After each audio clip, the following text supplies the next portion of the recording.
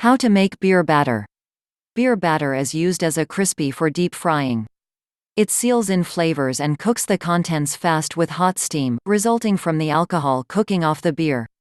Root vegetables, white fish, minced meat, hard cheeses, and shellfish are all perfect for cooking in beer batter. You can learn how to mix up a basic beer batter and fry with it. Making beer batter. Use 1 12 ounces beer you like to drink. Beer batter can be made with any style or variety of beer, so you should feel free to experiment with different styles to see what you like best.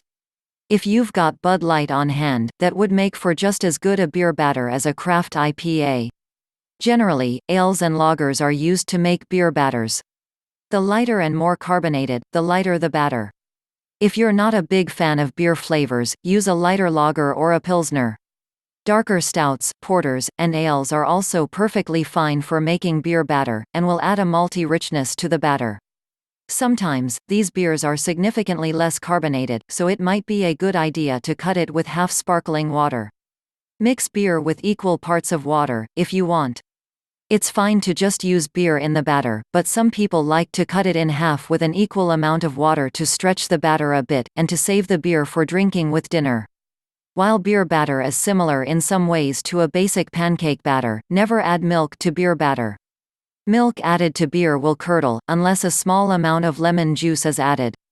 If you're wondering, the process of frying the beer cooks off all the alcohol.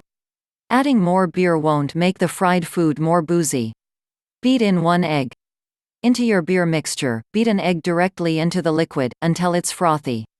Some people leave this step out and just stick to a basic beer and flour batter, which is perfectly effective. But beating in an egg helps to add a little body and golden richness to the batter, helping it to crisp up a little more nicely.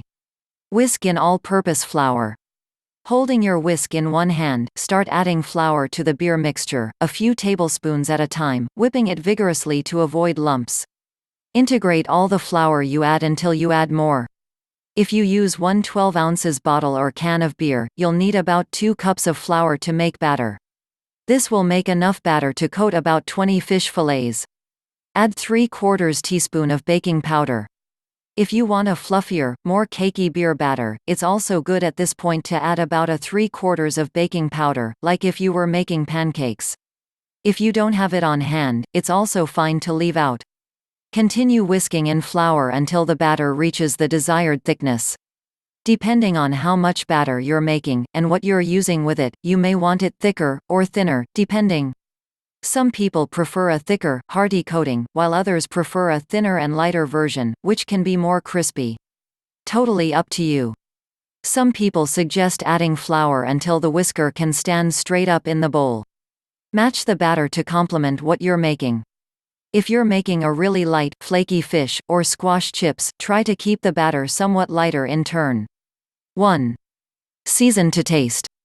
Generally, beer batter is seasoned with little more than salt and fresh black pepper, but you can use whatever seasonings match the dish that you're eventually planning to make.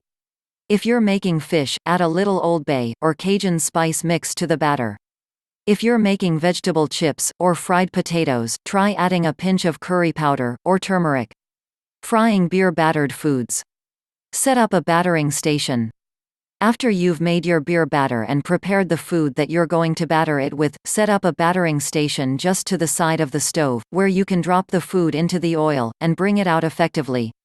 If you can, frying food is a little easier with a helper, since it takes a lot of steps that need to happen pretty quickly.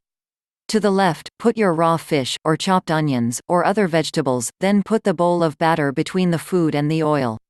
On the other side of the range, have a plate waiting with some paper towels, to place the fried items onto when they're done cooking. It's a good idea to wear gloves and long sleeves, and to pull your hair back while you're doing this. It's not the cleanest process. Also, it's a good idea to crack a window, because the smell of frying oil is pretty strong.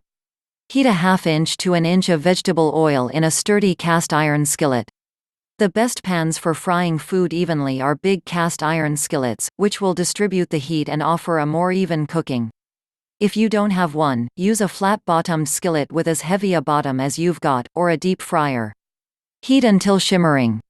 Vegetable oil needs to be heated to 375 degrees Fahrenheit to fry food in it effectively.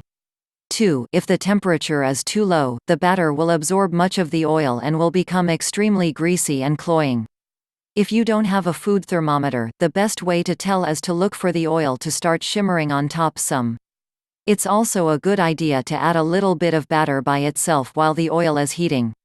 When you see it start to sizzle quickly, you know it's time to add the battered items you're making. Batter your food.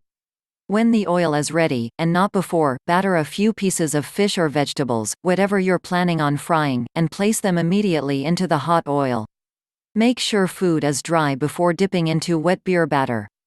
If your fish fillets are very delicate, or damp, it's good to dust them lightly in flour before dipping them in the beer batter. This helps fish fillets and shellfish hold the batter slightly better. Don't soak the food in the batter. It should collect enough to create the crust just by quickly submerging it in the batter and removing it. Add the battered food. Carefully lay your food into the hot oil, by dropping it away from you, very gently. Drop one end of each fillet or vegetable into the food, and then lean it back toward the back of the skillet, away from you. This way, the oil will spatter in that direction. Adding food will lower the temperature of the oil slightly, so you want to be sure to avoid overcrowding the skillet. You can add a few pieces, depending on the size of the food you're frying, but usually no more than 3 to 4. If you overcrowd the pan, nothing will cook properly, and the food will be oily.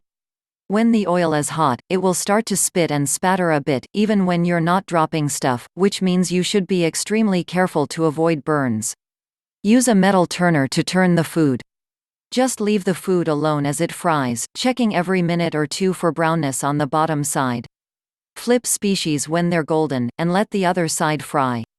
Cook 5 to 7 minutes on each side, until golden brown.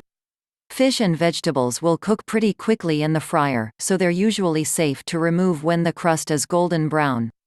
Remove them with your metal turner immediately, shifting them to the plate prepared with paper towel. Tips. Make sure that oil is hot enough before adding battered item into it. Warnings. Do not overheat or overfill the oil. There is a potential fire hazard.